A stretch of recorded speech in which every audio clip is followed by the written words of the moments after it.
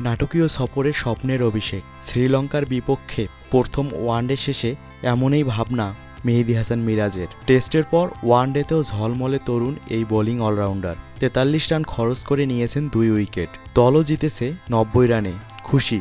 তবে এক ম্যাচ জয় নিয়ে পড়ে থাকতে চান না মিরাজ।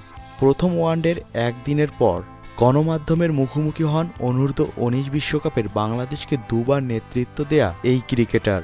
গেল বছরে অক্টোবরে ইংল্যান্ডের বিপক্ষে অভিষেক টেস্টেই নিয়েছেন 7 উইকেট। অন্যদিকে লঙ্কানদের বিপক্ষে নিয়েছেন অভিষেক ওয়ানডে ম্যাচে 2 উইকেট। তারপরেও রঙিন পোশাকের অভিষেককেই এগিয়ে রাখছেন মিরাজ বলেন, দুইটাই স্বপ্নের মতো হয়েছে।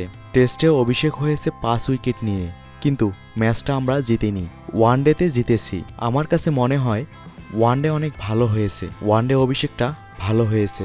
যেরকম চেয়েছিলাম টেস্ট ও ওয়ানডে 2 অভিষেকেই তেমন হয়েছে।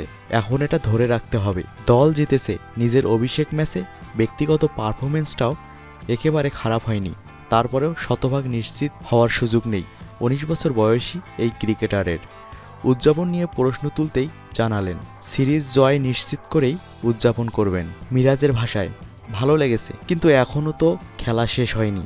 একটা ম্যাচ জিততেই যদি আমরা খুশি হয়ে যাই তাহলে সামনে এগোতে পারবো না। সিরিজ কনফার্ম হলে আমরা উদযাপন করব। তবে এটা ঠিক, একটা ম্যাচ জিতে আমাদের ভালো লাগছে।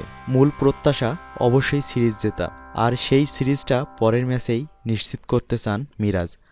আশা তো করি ইনশাল্লাহ, যদি কোনো ভুল না হয় দ্বিতীয় ম্যাচে আমরা জিতব।